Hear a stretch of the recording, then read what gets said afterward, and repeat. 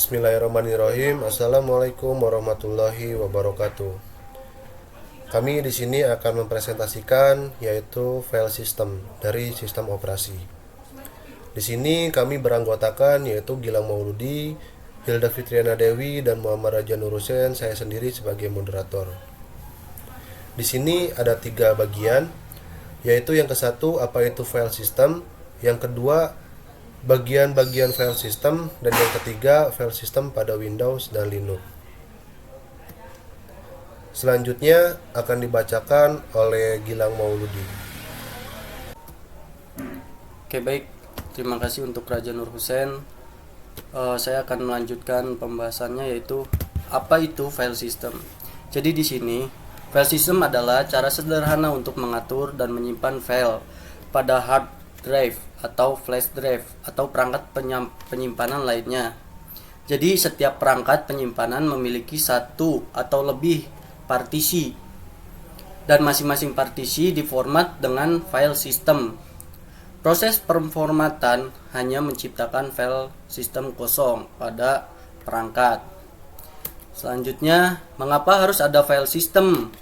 Yang pertama, karena file system menyediakan mekanisme untuk penyimpanan data dan program yang dimiliki oleh sistem operasi serta seluruh penggunaan dari sistem komputer. Yang kedua, memberikan nama pada berkas dan meletakkannya pada media penyimpanan.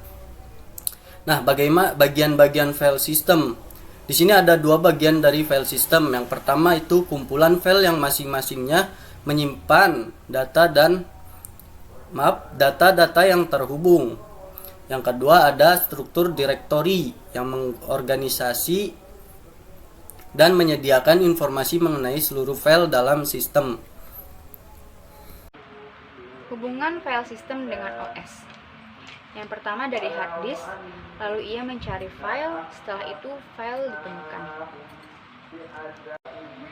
File system pada OS. Ada Windows dan Linux, yang mana Windows ini merupakan sebuah sistem operasi yang diciptakan oleh Microsoft, di mana sistem operasi ini menyediakan antarmuka grafis GUI atau Graphical User Interface agar lebih mudah dioperasikan. Linux salah satu jenis sistem operasi komputer yang bersifat open source dan mempunyai beragam jenis distro mulai dari Slackware, Red Hat, CentOS, Backtrack, dan sebagainya. File system pada Windows yaitu ada FAT atau File Allocation Table, FAT12, FAT16, FAT32, XFAT, FAT64.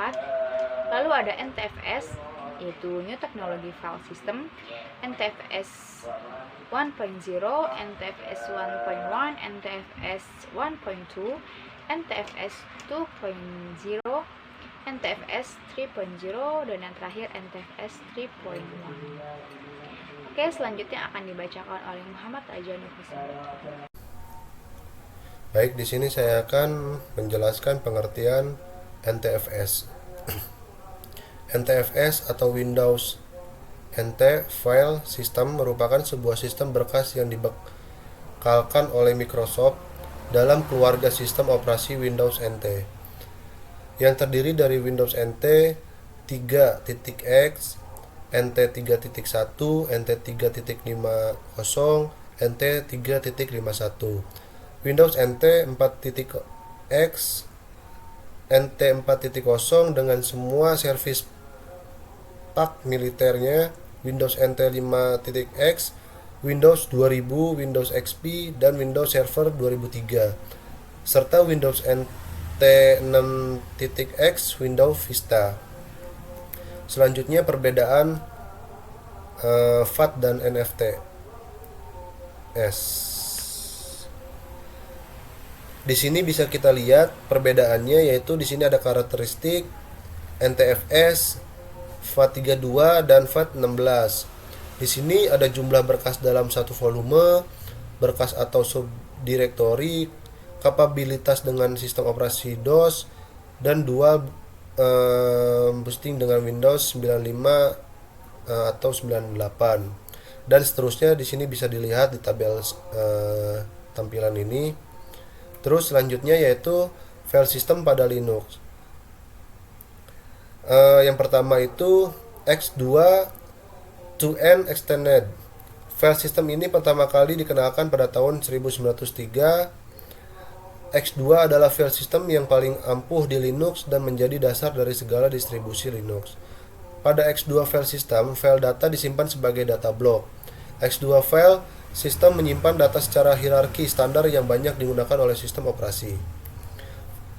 File system pada Linux X3 journaling, integritas data, kecepatan, mudah dilakukan migrasi.